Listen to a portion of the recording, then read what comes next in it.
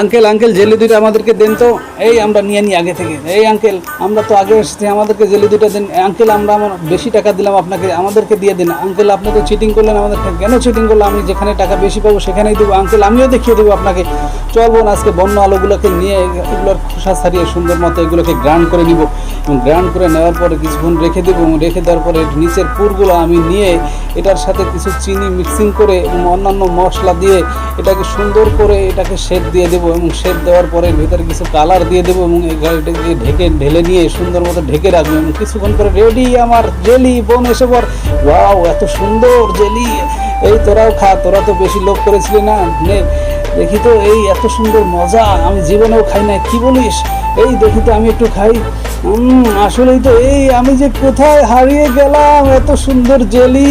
এই ভাতিজা আমাকে বানানো শিখিয়ে দিয়ে যাও, ওকে ধরেন আঙ্কেল, ওকে যেতে দিয়েন না, এত সুন্দর জেলি।